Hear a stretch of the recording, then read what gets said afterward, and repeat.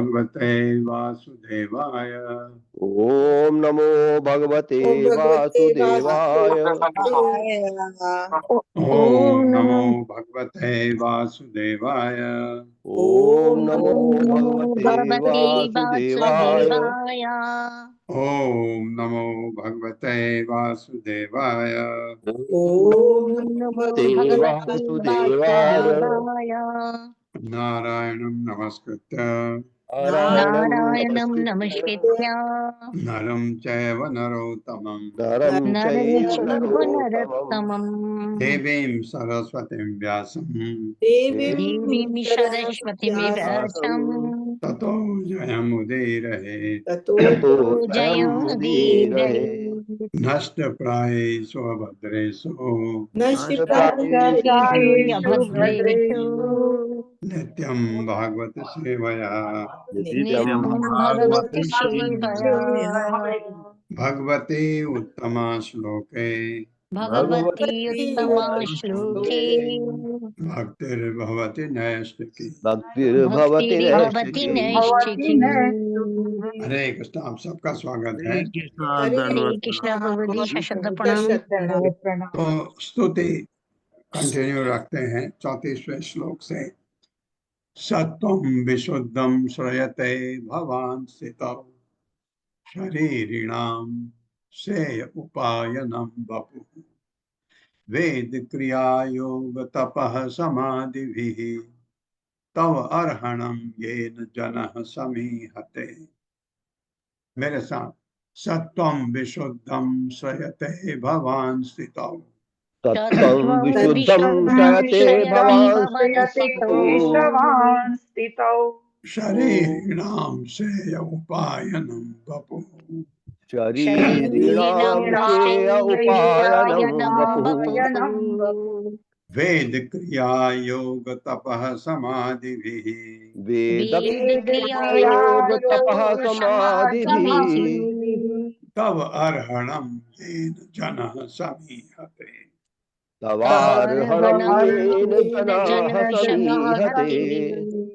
सत्वम अस्तित्व, विशुद्धम दिव्य, तीनों गुणों से अतीत, विशुद्ध हो जाते हैं, शुद्ध शुद्ध श्रेयते स्वीकार करता है भगवान आप स्थित इस जगत के पालन के समय शरीरिणाम सारे जीवों के श्रेय परम कल्याण का उपायनम लाभ के लिए वपुः दिव्य शरीर वेद क्रिया वेद विहित अनुष्ठानों के द्वारा योग भक्ति द्वारा तपः तपस्या द्वारा समाधि भी समाधि द्वारा तब तुम्हारी अर्हणम पूजा येन ऐसे कार्यों से जन मानव समाज समीहते कृतज्ञता प्रकट करता है। मेरे साथ पढ़िए। हे परमेश्वर पालन करते समय आप त्रिगुणातीत दिव्य शरीर वाले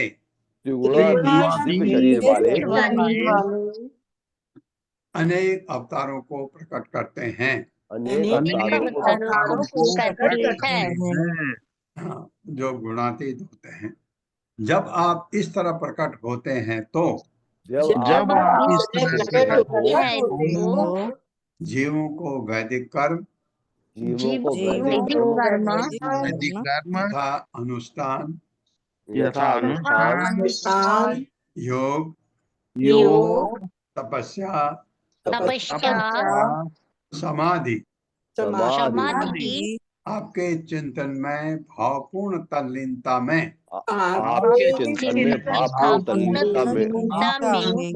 युक्त होने की शिक्षा देकर उन्हें सौभाग्य प्रदान करते हैं। हाँ, आप पर कौन सी शक्ति है? योग यानी भक्ति योग। इस तरह आपकी पूजा वैदिक नियमों के अनुसार की जाती है। तात्पर्य माता जी। हरे कृष्णा हर्षा माता जी। हरे कृष्ण माता जी। हरे कृष्ण प्रभु जी। शिल प्रभुपाद की जय। शिल प्रभुपाद द्वारा तात्पर्य। भगवत गीता 18.3 में कहा गया है कि वैदिक कर्मकांड, दान, तपस्या तथा अन्य संस्तुत कार्यों का परित्याग नहीं करना चाहिए। यज्ञ, दान, तप, कर्म न त्याजयम। जो आत्म साक्षात्कार में बहुत उन्नत हो, उसे भी वैदिक नियमों का पालन करना चाहिए। 18.5 यज्ञो दान तपेश्चैव पावनानि मनीषिणाम्। यहाँ तक कि निम्नतम अवस्था में भी कर्मियों को सलाह दी जाती है कि वे भगवान के निमित्त कार्य करें। यज्ञार्थम कर्मणो अन्यत्र लोकायम कर्म बंधन। भगवत गीता 3.9 विष्णु के लिए यज्ञ कर्म करना होता है, अन्यथा कर्म मनुष्य को इस भौतिक जगत से बांध देता है। यज्ञ अर्थात कर्मण शब्द सूचित करते हैं कि सभी प्रकार के कर्म करते हुए मनुष्य को स्मरण रखना चाहिए कि ये कर्म भगवान को तुष्ट करने के लिए किए जाए। स्वकर्मणाम तम भय अर्चय। वैदिक नियमों के अनुसार मानव समाज का विभाजन होना चाहिए। चातुर्वर्ण्य मया सृष्टम। ब्राह्मण, क्षत्रिय, वैश्य तथा शूद्रों में से हर एक को भगवान की पूजा करनी सीखनी चाहिए। तम तम भजय अर्चय। यह असली मानव समाज है और इस प्रणाली के बिना हम पशु समाज में रह जाते हैं। मानव समाज के आधुनिक कार्यों का वर्णन श्रीमद् भागवत में गोखर, गौओं और गधों के कार्यों के रूप में हुआ है। स एव गोखर। हर व्यक्ति देहात्म बुद्धि से कार्य करता है, जिसमें समाज, मैत्री तथा आर्थिक और राजनीतिक परिस्थितियों में सुधार के प्रति प्रेम निहित रहता है। इस तरह सारे कार्यकलाप अविद्या में संपन्न होते हैं। इसीलिए भगवान हमें सिखलाने के लिए आते हैं कि किस तरह वैदिक सिद्धांतों के अनुसार कर्म करना चाहिए। इस कलयुग में पूर्ण पुरुषोत्तम भगवान श्री चैतन्य महाप्रभु के रूप में प्रकट हुए और यह उपदेश दिया कि इस युग में वैदिक कार्यकलापों को ठीक से संपन्न नहीं किया जा सकता, क्योंकि लोग अत्यंत पतित हो चुके हैं। उन्होंने शास्त्रों के आधार पर यह स्तुति की, हरेर नाम हरेर नाम केवलम कलो नास्तिमेव नास्त्येव गतिर अन्यथा। कलह तथा दिखावे के इस युग में उद्धार का एकमात्र साधन है भगवत नाम का कीर्तन। इसके अलावा कोई दूसरा रास्ता नहीं है। इसीलिए कृष्ण भावनामृत आंदोलन विश्व भर के लोगों को सिखा रहा है कि हरे कृष्ण मंत्र का किस तरह कीर्तन किया जाए, और यह सभी स्थानों तथा सभी समयों में अत्यंत प्रभावशाली सिद्ध हुआ है। हमें वैदिक सिद्धांतों की शिक्षा देने के लिए भगवान प्रकट होते हैं, जिससे हम उन्हें समझ सकें। वेदेश्च सर्व सर्वअहमेव वेदः। हमें यह जानना चाहिए कि जब कृष्ण तथा श्री चैतन्य महाप्रभु प्रकट हुए थे, तो वे अपने शुद्ध स्व शरीरों के साथ प्रकट हुए थे। हमें कृष्ण अथवा चैतन्य महाप्रभु के शरीरों को अपने जैसा भौतिक मानने की भूल नहीं करनी चाहिए, क्योंकि वे समस्त मानव समाज का लाभ हेतु प्रकट हुए थे। भगवान अहेतु की कृपावश विभिन्न युगों में अपने शुद्ध स्व दिव्य शरीर के साथ मानव समाज के दिव्य स्तर पर उत्थान हेतु प्रकट हुए थे। दुर्भाग्यवश आधुनिक राजनेता तथा अन्य नेता जीवन के मूल सुविधाओं यस्यात्म आत्मबुद्धि पुणुर्पेत त्रिधातु के पर बल देते हैं और इस या उस वाद के कार्यकलापों पर अपना ध्यान एकाग्र करते हैं, जिन्हें वे कई प्रकार के पुष्पित सुंदर भाषा में वर्णन करते हैं। मूलतः ऐसे कार्यकलाप पशुओं के कार्यकलाप हैं। स एव गोखर। हमें भगवत गीता से कर्म करना सीखना चाहिए, जो मानव ज्ञान के हेतु सब कुछ बताती है। इस प्रकार हमें इस कलयुग में भी सुखी बन सकते हैं। हरे कृष्ण प्रभु जी। वैदिक अ, वैदिक ज्ञान के अनुसार वैदिक अ, ज्ञान के अनुसार हमको भगवान की भक्ति करनी चाहिए। तो बिल्कुल सही है। कलयुग में वैदिक ज्ञान क्या है? हरे कृष्ण का महामंत्र, हरे कृष्ण महामंत्र का जप करना, जो चैतन्य महाप्रभु सिखा गए थे। भगवान कृष्ण के भगवान कृष्ण स्वयं, अवतार भी नहीं कहना चाहिए, वो स्वयं कृष्ण थे, भक्त के रूप में आए और बता गए कि कलयुग में भक्ति कैसे करनी है। तो हरे नाम हरे नाम एव केवलम कलौ नास्ति एव नास्ति एव नास्ति एव गति अन्यथा। कोई कलयुग में और कोई उपाय नहीं हरि नाम जपने के अलावा। और हरि नाम में बहुत सारे हैं और बता गए ये मंत्र जपो। सत्वं न चेद धातः इदं निजं भवेत् विज्ञानम् अभिज्ञान विदा अपमार्जनम गुण प्रकाश अनुमीयते भवान प्रकाशते यस्य च येन वा गुणः। मेरे साथ, सत्वं न चेद धातः इदं निजं भवेत् सत्वं न चेदाधतरिदं निजं भवेत् विज्ञानम् अज्ञान विदा अपमार्जनम विज्ञानमज्ञानभिदापमार्जनम् गुण प्रकाश अनुमीयते भवान गुणप्रकाशैरनुमीयते भवान् प्रकाशते यस्य च येन वा गुणः। प्रकाशते यस्य च येन वा गुणः। शब्दार्थ है सत्वम, शुद्ध सत्व दिव्य, न नहीं, चेत यदि, धातः समस्त कारणों के कारण, इदम यह, निजम मेरा, आध्यात्मिक, भवेत हो जाता है, विज्ञान दिव्य ज्ञान, अज्ञान विदा तमोगुण को भगाने वाला, अपमार्जनम पूर्णतया विलुप्त। पूर्णतया से गलत है, पूर्णतया है तो पूर्ण रूप से हो सकता है, पूर्णतया से हिंदी से गलत, पूर्णतया विलुप्त। गुण प्रकाश है ऐसा दिव्य ज्ञान जागृत करके अनुमीयते प्रकट होता है भगवान, आप प्रकाशते प्रकट होते हैं, यस जिसके, च तथा, ये जिससे, वा अथवा, गुण गुण या बुद्धि।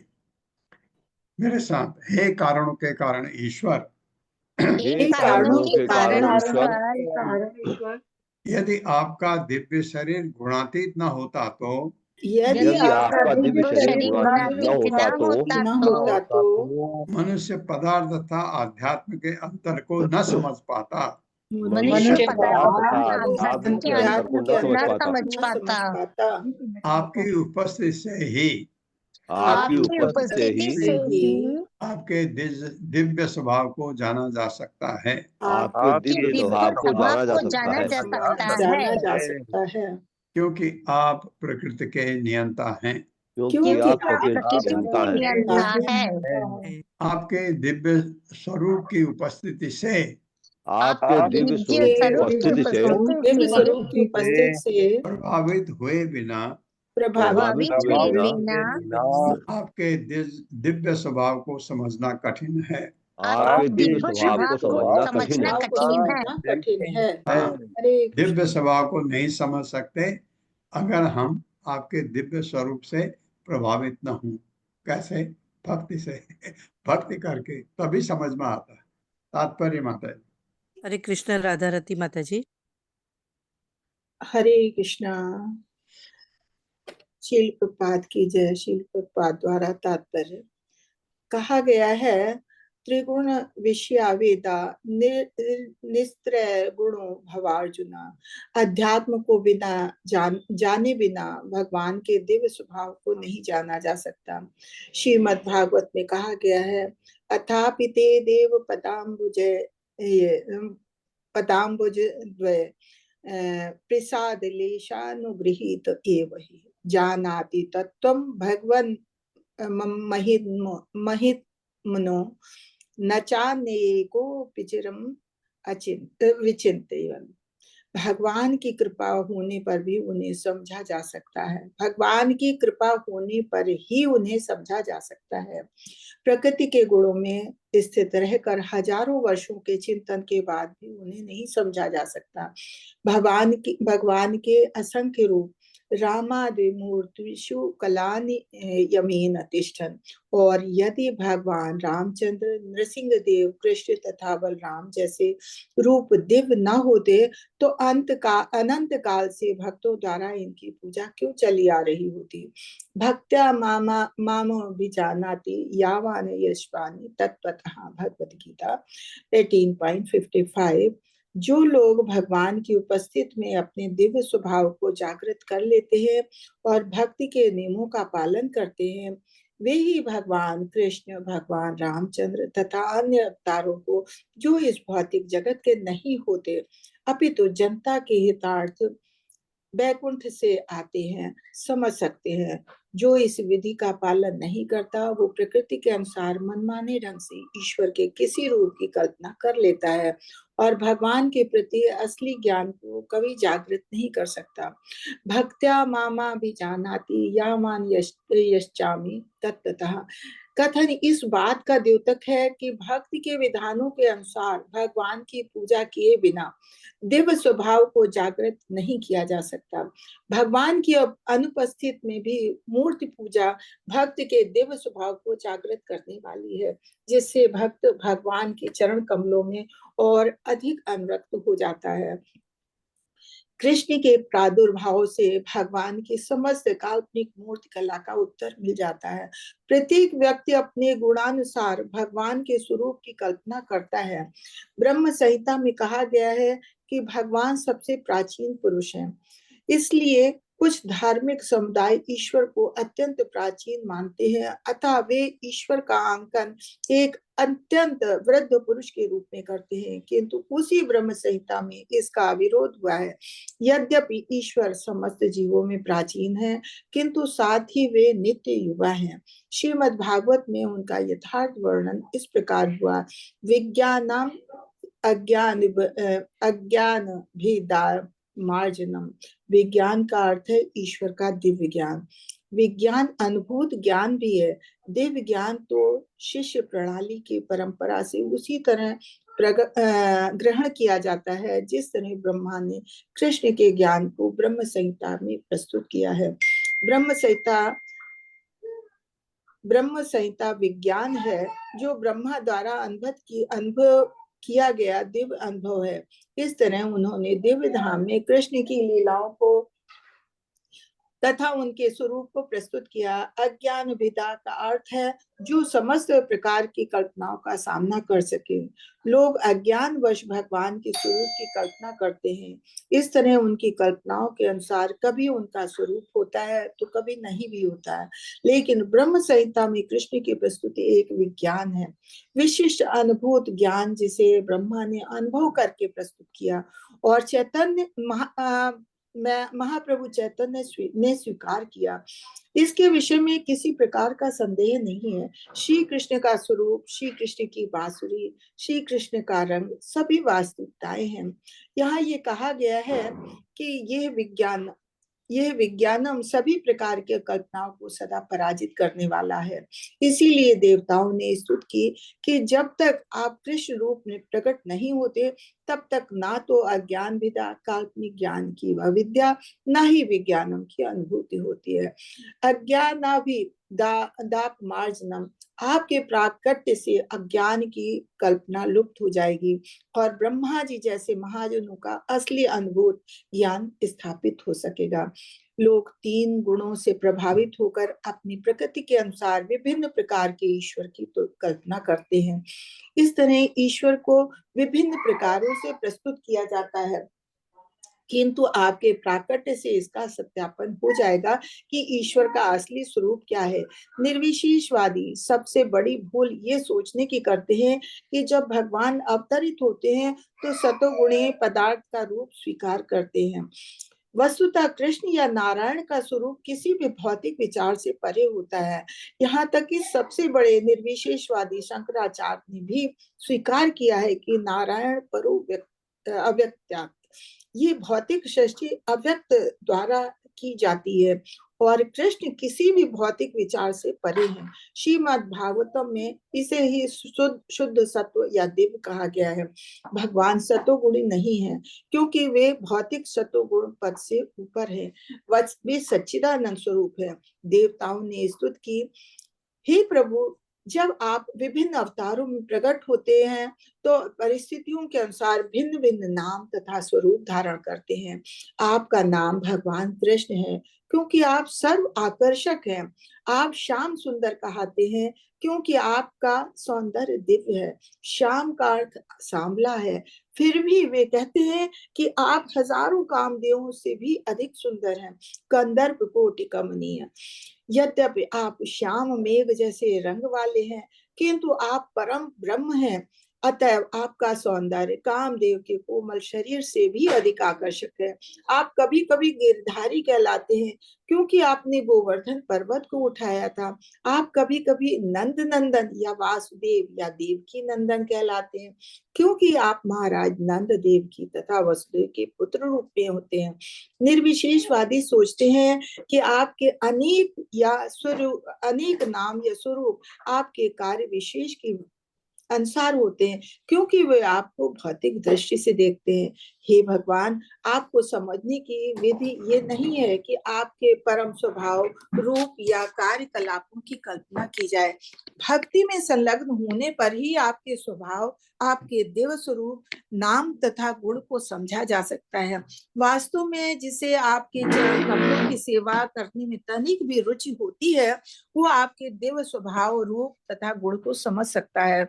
अन्य लोग हजारों वर्षों तक चिंतन करने के बाद भी आपके एक अंश को भी नहीं जान सकते। दूसरे शब्दों में भगवान कृष्ण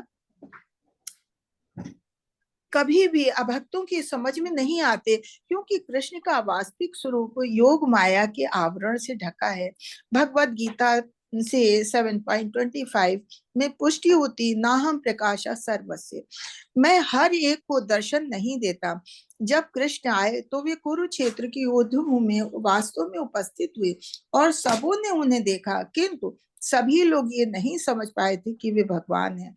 तथापि जो भी उनके सामने मरा उसे भवबंधन से पूर्ण मुक्ति प्राप्त हुई और वो बैकुंठ लोक हो गया। चूंकि मूढ़ लोग अपनी आध्यात्मिक प्रकृति को जागृत नहीं करते, इसीलिए वे कृष्ण या राम को नहीं समझ पाते। अब जानन्ति मामूढ़ा मानुषिम तन मार्षितम। यहाँ तक कि बड़े बड़े विद्वान कृष्ण को काल्पनिक मानते हैं क्योंकि उन आचार्यों के प्रयासों पर विचार नहीं करते जिन्होंने अपने भाष्यों तथा लेखों में भक्ति की संस्कृत की है। दिव्य ज्ञान के अभाव तथा कृष्ण भावनामृत जागृत करने की असफलता के कारण ऐसा होता है। मनुष्य को प्रश्न करने का इतना सामान्य बोध होना चाहिए कि यदि कृष्ण या राम काल्पनिक होते तो श्रीधर स्वामी, रूप गोस्वामी, सनातन गोस्वामी, वीर राघव, विजय ध्वज, वल्लभाचार्य जैसे प्रखांड विद्वान एवं गण्यमान आचार्य श्रीमद् भागवत का भाष्य लिखने तथा कृष्ण के विषय में रचना करने में इतना समय क्यों गवाते हैं। हरे कृष्णा। बहुत सुंदर, बहुत सुंदर। बहुत बहुत धन्यवाद माता जी। हरे कृष्णा। बहुत सुंदर तात्पर्य पढ़ा आपने। धन्यवाद। सौभाग्य है आपका। जी, ये हमारा इतना सौभाग्य। इतना प्रभुपाद ने जो लिखा, ठीक है, आप मान ली प्रभुपाद कहते हैं मुझे न मानो, मेरे गुरु को न मानो, अगर आप, लेकिन क्या आप वृंदावन के 6 गोस्वामी को तो मानो, आपको समझ आ जाएगा। अब रूप गोस्वामी, सनातन गोस्वामी, रघुनाथ दास गोस्वामी कितने महान थे। 2 हफ्ते में आधा गिलास मट्ठा पीते थे बस वृंदावन में। ऐसा, हालांकि ये इसको प्रैक्टिस नहीं करना चाहिए क्योंकि वो महान महान आत्मा थी। तो ऐसे उन्होंने, जिन्होंने ये एक्चुअली, आप हमारे इस्कॉन की फाउंडेशन जो है वो वृंदावन के 6 गोस्वामी ने बनाई है। उन्होंने इतना भक्ति पर लिखा, रूप गोस्वामी, सनातन गोस्वामी ने इतना लिखा कि उससे आपको समझ आता भक्ति योग क्या है। चैतन्य महाप्रभु के महान शिष्य थे। जो रूप गोस्वामी लिखते थे, चैतन्य महाप्रभु सोचते थे, मैं ऐसा सोच रहा था, इसको कैसे पता लगा, मैं सोच रहा था। ये बहुत ही अच्छा वर्णन है, चैतन्य चरितामृत में पढ़ेंगे बाद में। तो इतने, अगर आपको किसी पर विश्वास हो ना हो, क्या आपको नारद पर विश्वास नहीं है? क्या आपको वेदव्यास पर विश्वास नहीं है? और क्या आपको वृंदावन के 6 गोस्वामी पर विश्वास नहीं है? चैतन्य महाप्रभु पर विश्वास नहीं है? वही चीजें कही जा रही, प्रभुपाद कह रहे हैं। नाम रूपे गुण जन्म कर्म भी निरूपितव्ये तव तस्य साक्षिणः मनो वचोभ्याम अनुमेय वर्तमनो देव क्रियायां प्रतियंति अथापि। मेरे साथ, न नाम रूपे गुण जन्म कर्म भी न नाम नाम रूपे गुण जन्म कर्म भी निरूपितव्ये तव तस्य साक्षिणः निरूपितव्ये तव निरूपितव्ये तस्य तव तस्य साक्षिणः साक्षिणः मनो वचोभ्याम अनुमेय वर्तमनो मनोवचोभ्याम अनुमेय वर्तमनो मनोवचोभ्यामनुमेयवर्तनो देव देव क्रियायां प्रतियन्ति अथापि। देवक्रियायां देवक्रियायां प्रतियन्तापि प्रतियन्त्यथापि न नहीं नाम रूपे, नाम तथा रूप, गुण गुण कर जन्म जन्म कर्म भी कार्यकलापों या लीलाओं से निरूपितव्य जैसे नहीं किए जा सकते, तब आपके तस्य उसके साक्षण साक्षी मन मन का वचोभ्याम शब्दों द्वारा अनुमेय धारणा वर्तमान रास्ता देव हे प्रभु क्रियायाम भक्ति कार्यों में प्रतियंती अनुभव करते हैं। अथ अपि फिर भी हे निस्संदेह भक्तों द्वारा आप अनुभव गम्य हैं, भक्त अनुभव करते हैं आपको। मेरे साथ, हे परमेश्वर, हे परमेश्वर, हे परमेश्वर आपके दिव्य नाम तथा स्वरूप का आपके दिव्य आपके नाम तथा दिव्य स्वरूप का स्वरूप का उन व्यक्तियों को पता नहीं लग पाता, उन व्यक्तियों को पता नहीं लग पता पाता, नहीं लग पाता, मात्र जो मात्र जो जो केवल कल्पना के मार्ग पर चिंतन करते हैं, केवल कल्पना कल्पना के के मार्ग पर चिंतन कल्पना करते के हैं, पर मार्ग चिंतन पर करते चिंतन हैं, करते हैं आपके नाम आपके नाम नाम रूप तथा गुणों का रूप तथा गुणों रूप का तथा गुणों का केवल भक्ति द्वारा ही पता लगाया जा सकता है। केवल भक्ति द्वारा ही भक्ति पता द्वारा लगाया जा लगाया सकता जा है। लगाया सकता जा है। सकता है। और भगवान ने भी कहा मुझे जानना है, भक्ति करो। तात्पर्य माता जी। हरे कृष्णा अशोक प्रभु जी। हरे कृष्णा माता जी, हरे कृष्णा प्रभु जी, दंडवत प्रणाम। शीला प्रभुपाद जी की जय। शीला प्रभुपाद जी द्वारा तात्पर्य, पद्म पुराण में कहा गया है, अतः श्री कृष्ण नामादि न भवेद ग्राही मिंद्रियई सेवोन्मुखे ही जिहादौ त्वमेव स्मृत्यदः। मनुष्य अपनी भौतिकता से दूषित इंद्रियों के द्वारा श्री कृष्ण के नाम, रूप, गुण तथा लीलाओं की दिव्य प्रकृति को नहीं समझ सकता।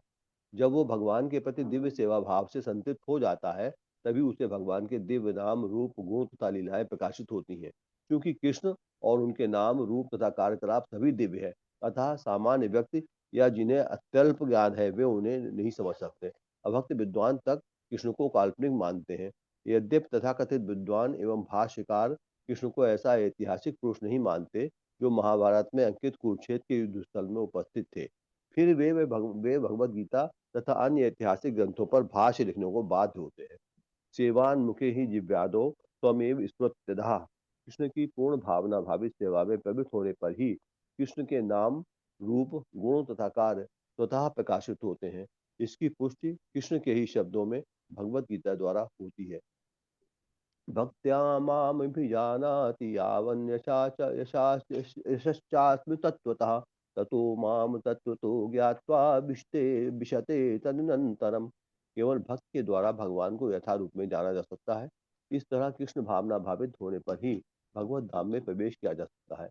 सेवोन्मुख होकर ही भगवान के नाम, रूप तथा गुणों की अनुभूति हो सकती है। देवताओं ने कहा, हे प्रभु, निर्विशेषवादी अभक्त ये नहीं समझ सकते कि आपका नाम आपके स्वरूप से अभिन्न है। ब्रह्म होने से भगवान के नाम और वास्तविक स्वरूप में कोई अंतर नहीं रहता। भौतिक जगत में स्वरूप और नाम में अंतर होता है। आम का फल आम के नाम से भिन्न होता है। केवल आम आम आम कहने से किसी को आम का स्वाद नहीं मिल सकता, किंतु भक्त जानता है कि भगवान के नाम तथा रूप में कोई अंतर नहीं होता। इसीलिए वो हरे कृष्ण कृष्ण कृष्ण हरे हरे, हरे राम राम राम हरे हरे का कीर्तन करता है और अनुभव करता है कि वो सदैव कृष्ण के साथ है। जो भगवत ज्ञान में बड़े चढ़े नहीं हैं, उन्हें कृष्ण अपनी दिव्य लीलाएं दिखलाते हैं। ऐसे लोग भगवान की लीलाओं के चिंतन मात्र से लाभ उठा सकते हैं, क्योंकि भगवान के दिव्य नाम और स्वरूप में कोई अंतर नहीं होता। इसलिए भगवान की दिव्य लीलाओं और उनके स्वरूप में भी कोई अंतर नहीं होता। अल्पज्ञों के लिए यथा स्त्रियां, श्रमिक या व्यापारी। महर्षि वेद व्यास ने महाभारत की रचना की। महाभारत में कृष्ण अपने विभिन्न कार्यकलापों में विद्यमान है। महाभारत इतिहास है और कृष्ण के दिव्य कार्यकलापों के अध्ययन, श्रवण तथा स्मरण से अल्पज्ञों को भी शुद्ध भक्तों का पद प्राप्त हो सकता है। कृष्ण के चरण कमलों में ध्यान में निरंतर लीन रहने वाले और कृष्ण भावनामृत में रहते हुए भक्त में मग्न रहने वाले शुद्ध भक्तों को कभी भी भौतिक जगत में रहने वाले को नहीं मानना चाहिए। शील रूप गोस्वामी ने बतलाया है कि मनसा वाचा कर्मणा कृष्ण भक्ति में लगे रहने वाले लोग इसी शरीर में मुक्त माने जाते हैं। इसकी पुष्टि भगवत गीता में भी हुई है। जो लोग भगवान की सेवा में संलग्न रहते हैं, वे पहले से ही भौतिक स्थिति को पार कर चुके होते हैं। भगवान भक्तों तथा वक्तों को जीवन के चरम लक्ष्य की अनुभूति के लिए समान अवसर प्रदान करते हैं। भक्तों को भगवान का दर्शन करने और उनकी पूजा करने का प्रत्यक्ष अवसर प्राप्त होता है। जो लोग इस पद को प्राप्त नहीं होते, उन्हें भगवान के कार्यकलापों से परिचित होने और उसी पद तक पहुंचने का अवसर मिलता है। ब्रह्म संहिता में कहा गया है, प्रेमांजन चुरित भक्ति विलोचनेन संता सदैव हृदय विलोकयन्ति यम श्याम सुंदरम चिंत्य गुणस्वरूपम गोविंदमादि पुरुषम तमहम भजामि। यद्यपि कृष्ण का दिव्य स्वरूप श्यामल है, किंतु भगवान से प्रेम करने वाले भक्त श्याम सुंदर के रूप में उनका गुणगान करते हैं। भगवान का स्वरूप इतना सुंदर है कि ब्रह्म संहिता में भी कहा गया है वे वेणुम कोणन वेणुम कोणंत सॉरी वेणुम अरविंद कोणंत दलायता। मदविंद दलायताक्षम बर्हावतम समस्ताम बुध सुंदरांगम कंदर कोटि कमनीय विशेष शोभम गोविंद मादि पुरुषम तमहम भजामि। मैं आज भगवान गोविंद की पूजा करता हूँ, जो दिव्य वासुकी का वादन करते हैं। उनके नेत्र कमल पुष्पों के समान है। वे मोर पंखों से सुशोभित है और उनका वर्ण स्वच्छ श्यामल बादलों के समान है।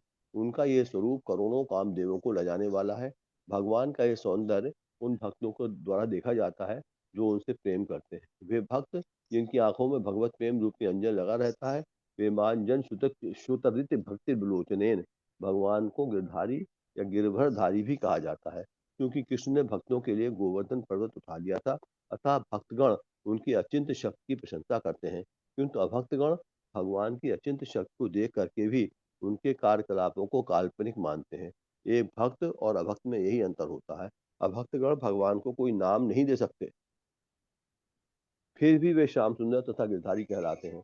इसी तरह भगवान देवकी नंदन तथा यशोदा नंदन कहलाते हैं, क्योंकि उन्होंने माता देवकी तथा माता यशोदा के पुत्र रूप में भूमिका निभाई। वे गायों तथा बछड़ों का पालन करने के कारण गोपाल कहलाते हैं। इसीलिए कोई संसारी नाम न होने पर भी वे भक्तों द्वारा देवकी नंदन, यशोदा नंदन, गोपाल तथा श्याम सुंदर कहकर संबोधित किए जाते हैं। ये सभी दिव्य नाम हैं जिनकी महिमा भक्तगण ही जानते हैं, अभक्त जन नहीं। पुरुष रूप में कृष्ण के इतिहास को देखा तो सबों ने है, किंतु जो भक्त हैं और भगवान से प्रेम करते हैं, वे ही इस इतिहास की प्रशंसा करते हैं। जबकि अभक्तगण प्रेम से वंचित होने के कारण भगवान के कार्यों, स्वरूप तथा गुणों को काल्पनिक मानते हैं। अतः इस श्लोक में न नाम रूपे गुण जन्म कर्म भीर निरूपितव्यय तब तस्य साक्षिणः की व्याख्या हुई है। इस संबंध में शील विश्वनाथ सरस्वती ठाकुर ने दृष्टांत दिया है कि पीलिया रोग से पीड़ित व्यक्तियों को मिश्री की मिठास का स्वाद नहीं मिल पाता, यद्यपि उन्हें पता है कि मिश्री मीठी होती है। इसी तरह भक्त भवरों के कारण भगवान के नाम, रूप, गुण तथा कार्यों को नहीं समझ पाते, यद्यपि वे महाजनों या इतिहास के माध्यम से भगवान के कार्यों का अवलोकन करते रहते हैं। पुराण प्राचीन प्रामाणिक इतिहास ग्रंथ है, किंतु भक्तगण उन्हें विशेषतया वैदिक ज्ञान के सार श्रीमद् भागवतम को नहीं समझ पाते। यहाँ तक कि वे भगवद गीता के दिव्य ज्ञान के प्रारंभिक अध्ययन को भी नहीं समझ पाते। वे मात्र चिंतन द्वारा बेतुके विकारों से युक्त मनमाना भाष्य लिखते हैं। कहने का तात्पर्य ये है कि भक्ति योग का अभ्यास किए बिना और दिव्य पद तक उठे बिना भगवान को या उनके नाम, रूप, गुणों या कार्यों को नहीं समझा जा सकता। किंतु यदि भाग्यवश भक्तों की संगति मिल जाए और मनुष्य भगवान तथा उनके स्वरूप को वास्तव में समझ ले तो वो तुरंत मुक्त हो जाता है। भगवद गीता 4.9 में भगवान कहते हैं, जन्म कर्म च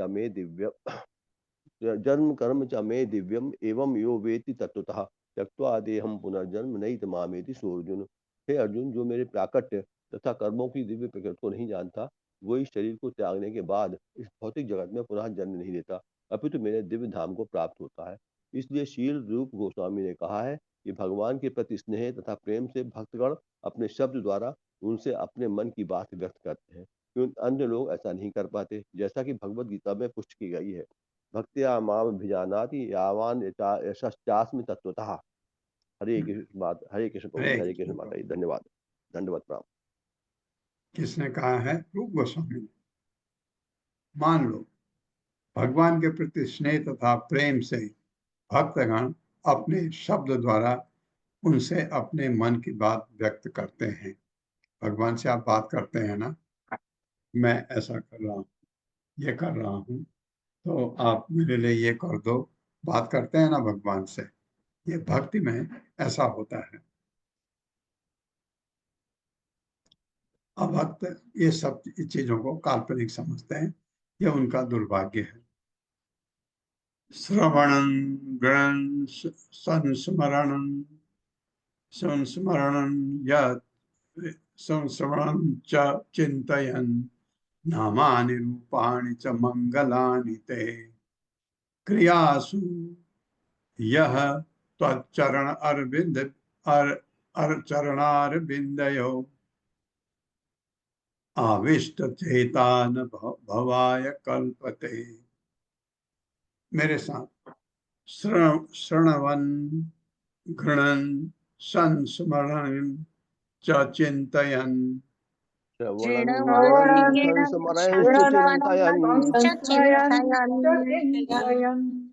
नामानि रूपाणि च मंगलानि ते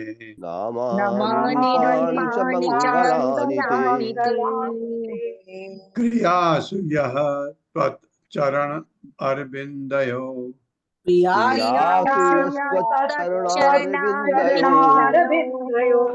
बिंदयो विसर्ग आएगा, नीचे का र उड़ जाएगा।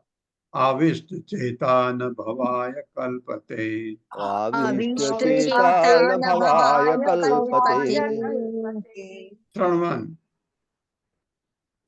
श्रवण करना, निरंतर भगवान के विषय में सुनते। श्रवणम कीर्तनम विष्णु। घृणन कीर्तन करते हुए या सुनाते हुए। संस्मरयन स्मरण करते हुए भगवान के चरण कमलों तथा उनके स्वरूप के विषय में निरंतर चिंतन करते हुए। च तथा चिंतन करते हुए भगवान के कार्यकलापों का। नामानि उनके दिव्य नाम, रूपानि उनके दिव्य स्वरूप, च भी मंगलानि दिव्य होने से शुभ ते आपके क्रियासु भक्ति में लगे रहने पर। यह जो तत्व चरण अरविंदयो आपके चरण कमलों पर आविष्ट चेता पूर्णतया लीन रहने वाला भक्त नहीं भवाय भौतिक पद के लिए कल्पते योग्य है। मेरे साथ पढ़िए। विविध कार्यों में लगे रहने पर भी जिन भक्तों के मन आपके चरण कमलों में पूरी तरह लीन रहते हैं, हाँ, मन चरण कमलों पर है लेकिन काम सब करते हैं। आपको देखेगा ये तो भौतिकतावादी है, नहीं, मन भगवान पर है उसका। और जो निरंतर आपके दिव्य नामों तथा रूपों का श्रवण कीर्तन चिंतन करते हैं,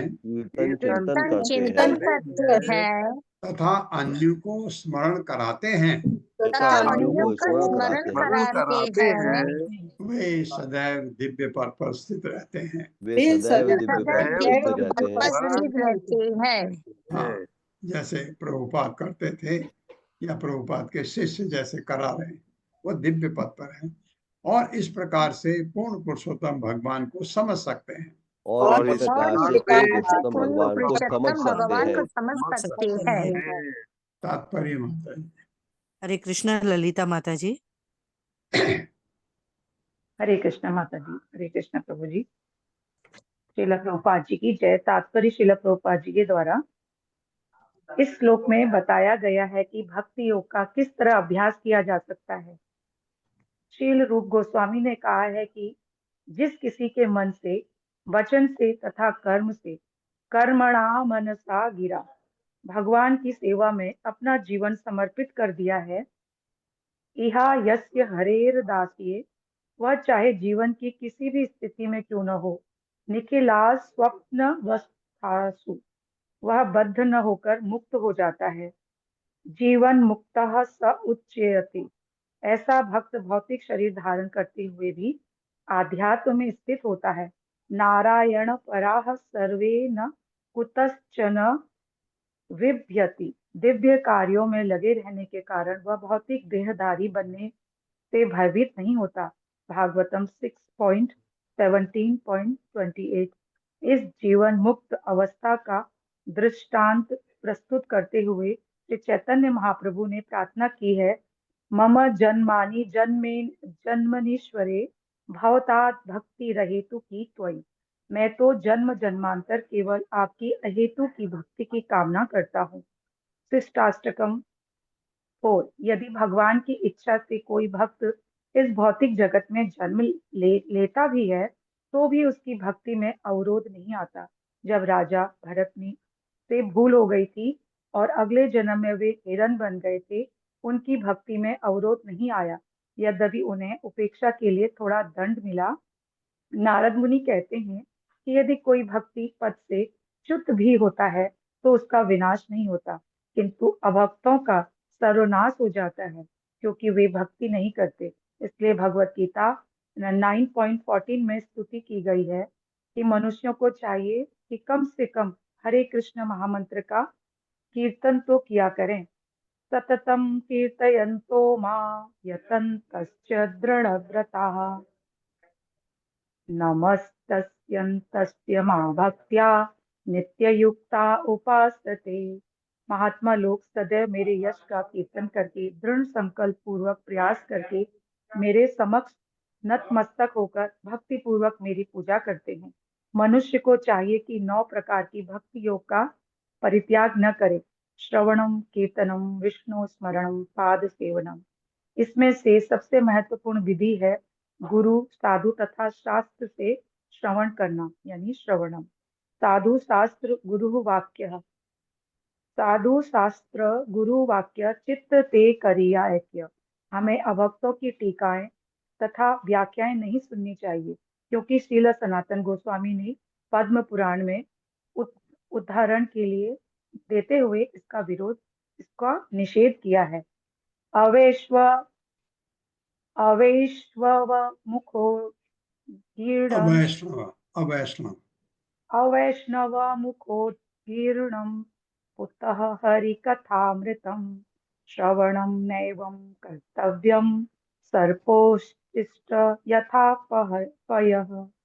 हमें चाहिए कि दृढ़ता पूर्वक इस आदेश का पालन करें और मायावादियों, निर्विशेषवादियों, शून्यवादियों, राजनीतिज्ञों तथा तथाकथित विद्वानों से श्रवण करने का प्रयास न करें।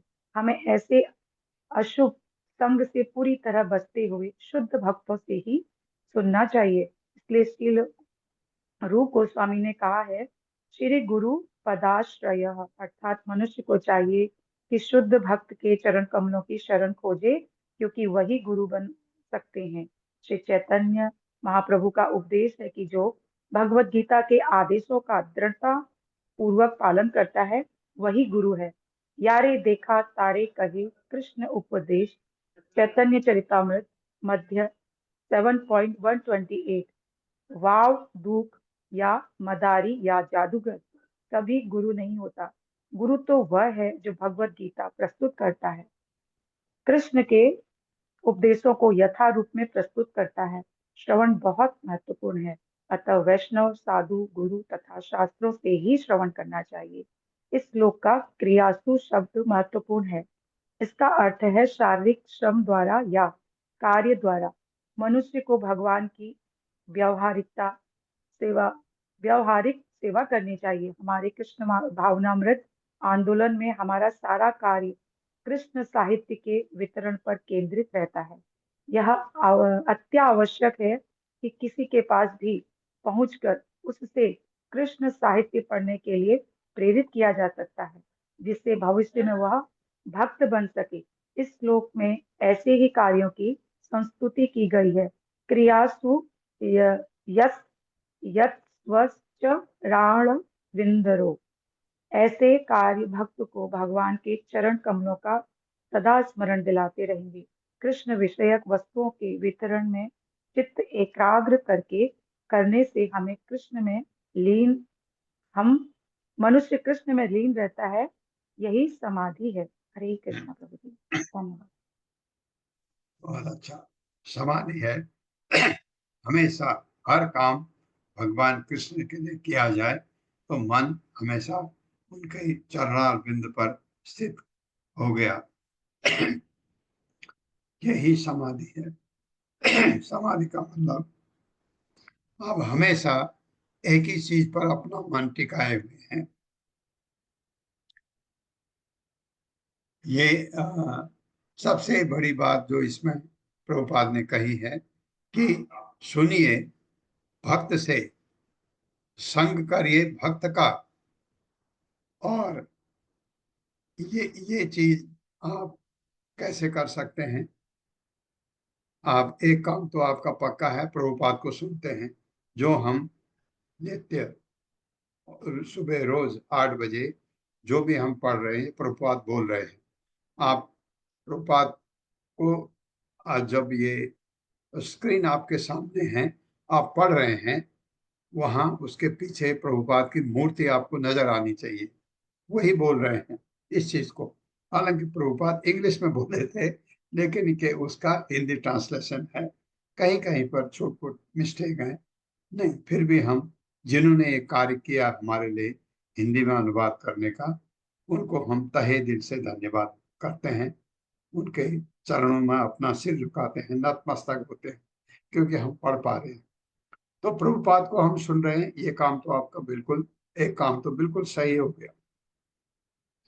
अब वो क्या कहते हैं कि हरि नाम जपो, हरे कृष्ण महामंत्र का जाप करो।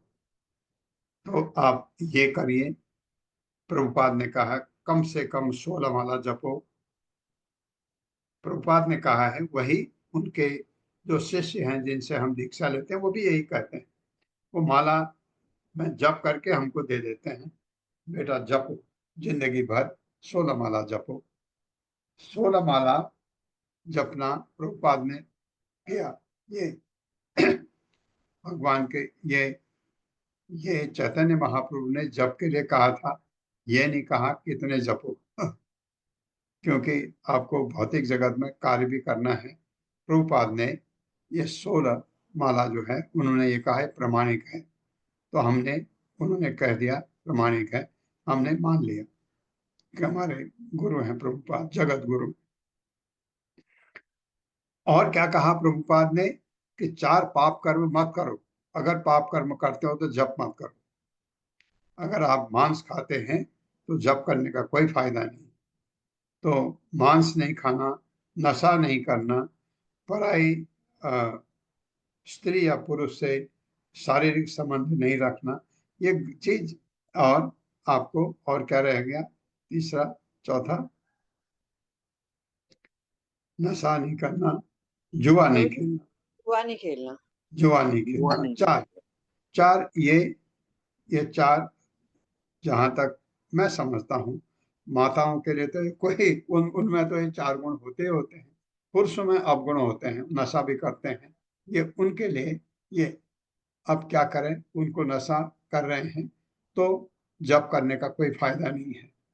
अब आप धीरे धीरे समझेंगे जुआ खेलने से क्या नुकसान, यहाँ भक्ति में क्या चाहिए आपको, विश्वास। आप जुआ खेलने वाला व्यक्ति अपने मन को कंट्रोल नहीं कर सकता, तो मन कंट्रोल करने के लिए, और जो जो मांसाहार करता है उसमें दया नहीं होती, अब भक्ति में दया भी चाहिए। इसी तरह से चारों चीज आप जो पराये मर्द या स्त्री से संबंध रखता है, शुद्धि चाहिए ना भक्ति में, वो अशुद्ध होता है, वो शुद्ध हो ही नहीं सकता। कितनी बार गंगा में डुबकी लगा दो उसकी, अगर फिर वही काम करता है तो अशुद्ध है। तो ये चारों का महत्व है, क्यों ये चार चीज प्रभुपाद ने कही हैं, इसका ध्यान रखना है, बस फिर हो गया। और आपको भगवान को भोग लगा के खाना है तो लहसुन प्याज नहीं खा सकते, लहसुन प्याज के बगैर आप भोजन बनाइए। 16 माला, हालांकि इस्कॉन में बहुत जगह पर कहते हैं 8 माला अगर आप जपते हैं डेली तो आप भोग लगाया करो। तो आप भोग लगाते लगाते आपको 16 माला भी हो जाएंगी। और ये चाय कॉफी के लिए ये कहते हैं आप जप करो, अपने आप छूट जाएगी। बिल्कुल सही बात, अपने आप छूट जाएगी।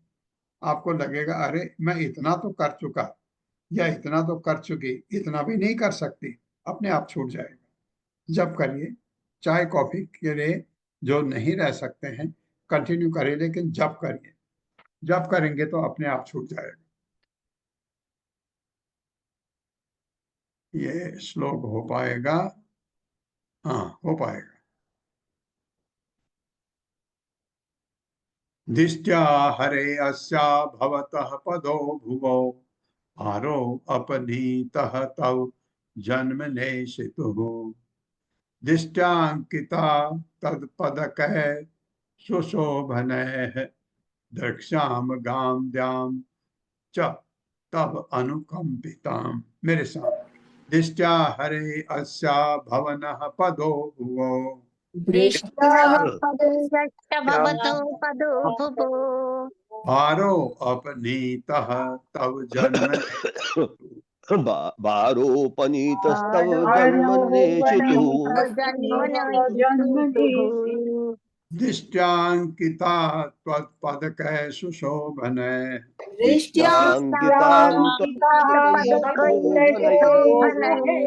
द्रक्ष्याम गाम द्याम च तब अनुकंपिताम।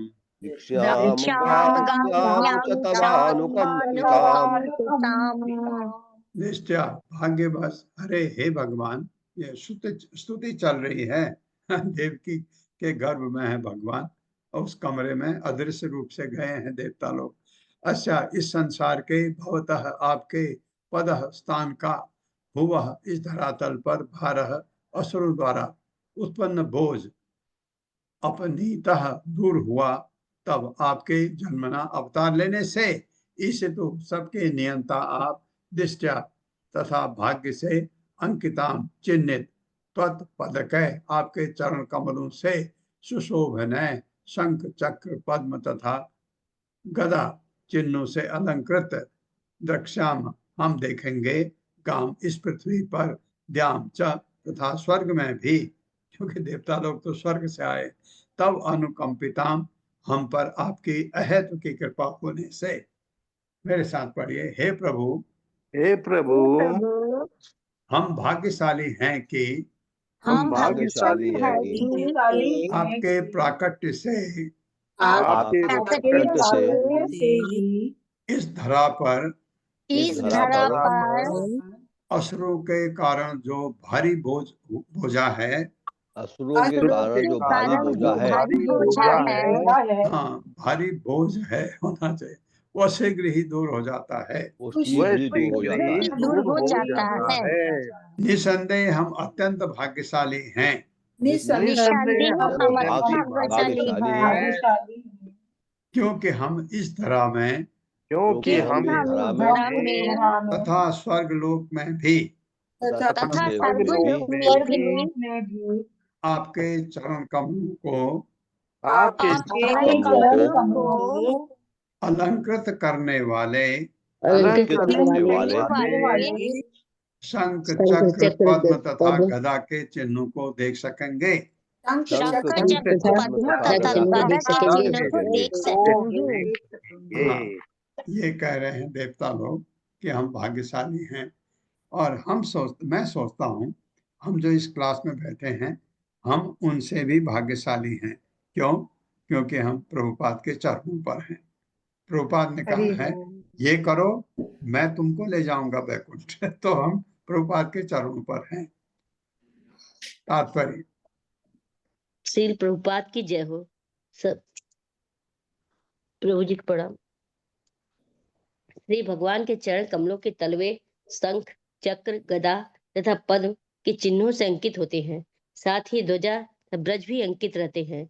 भगवान श्री कृष्ण जब इस पृथ्वी पर या स्वर्ग लोक में विचरण करते हैं तब यह चिन्ह दृष्टि गोचर होते रहते हैं। वृंदावन धाम दिव्य स्थान है क्योंकि यहाँ भगवान श्री कृष्ण कई बार विचरण करते हैं। वृंदावन के निवासी भाग्यशाली थे कि उन्होंने इन चिन्हों को जगह जगह देखा। जब अक्रूर भगवान श्री कृष्ण तथा श्री बलराम को कंस द्वारा आयोजित उत्सव में ले जाने के लिए वृंदावन गए तो वे वृंदावन की भूमि पर भगवान श्री कृष्ण के चरण चिन्हों को देखकर भूमि पर लौटकर कहराने लगे। ये चिन्ह उन्हीं भक्तों को दिखते हैं जिन पर पूर्ण पुरुषोत्तम भगवान की अहृति की कृपा होती है।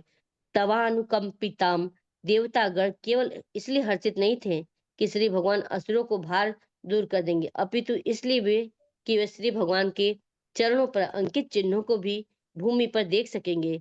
गोपियां चारागाहों में विचरण करते भगवान श्री कृष्ण के चरण कमलों का सदैव चिंतन करती रहती थी। और जैसा कि पिछले श्लोक में कहा गया है, केवल भगवान श्री कृष्ण के चरण कमलों के चिंतन से गोपियां पूर्णतया अध्यात्म में लीन रहती थी। अविष्ट चेता न भवाय कल्पते। गोपियों की ही तरह जो भगवान श्री कृष्ण के विचार में सदैव लीन रहता है और भौतिक स्तर से ऊपर स्थित रहता है और फिर इस भौतिक जगत में नहीं आता। अतः हमारा यह कर्तव्य है कि हम सदैव श्री भगवान के चरण कमलों के विषय में सुने, कीर्तन करें और चिंतन करें। जिस तरह की वृंदावन में रहने वाले वैष्णव जन अहर्निशा श्री भगवान के ही चरण कमलों की चिंतन करते रहते हैं। Thank you. हरे कृष्णा माता जी। प्रभु जी हरे कृष्ण। पंचांग प्रणाम। अहर्निश का मतलब रात और दिन, रात दिन उन्हीं का चिंतन करते हैं। तो ये उनका सौभाग्य है। उनका सौभाग्य है कि वो यही चीज जो चिन्हों की बात की जा रही है इसका वर्णन हम पढ़ेंगे आगे। जब रास लीला आती है भगवान की गोपियों के साथ, तो गोपियां भगवान कभी कभी बीच में उनको ठग देते हैं। गोपियां भगवान गायब हो गए तो बहुत व्याकुल हो जाती हैं। और रात है और वृंदावन के जंगल हैं और वहाँ गोपियां देखती हैं भगवान के चरण कमल कहाँ दिख रहे हैं। उस तरफ जाती हैं, फिर चरण कमल नहीं दिखते, फिर पेड़ों को पूछती हैं आपने कृष्ण को यहाँ से जाते देखा। फिर ऐसे बहुत ही बढ़िया वर्णन है, आगे आएगा इसी स्कंद में। ओम अज्ञान तिमिरांधस्य ज्ञानांजन शलाकया चक्षुरुन्मिलितं तस्मै श्री गुरुवे नमः। नमः विष्णुपादाय कृष्णपृष्ठाय भूतले श्रीमते भक्तिवेदांत स्वामिनिति नामिने। नमस्ते सरस्वती देवे गौरवाणी प्रचारिणे निर्विशेष शून्यवादी पाश्चात्य देशतारिणे। जय हो श्री कृष्ण चैतन्य प्रभु नित्यानंद श्री अद्वैत गदाधर शिवासादि गौर भक्तवृंद। हरे कृष्णा कृष्ण कृष्ण हरे हरे, हरे राम राम राम हरे हरे।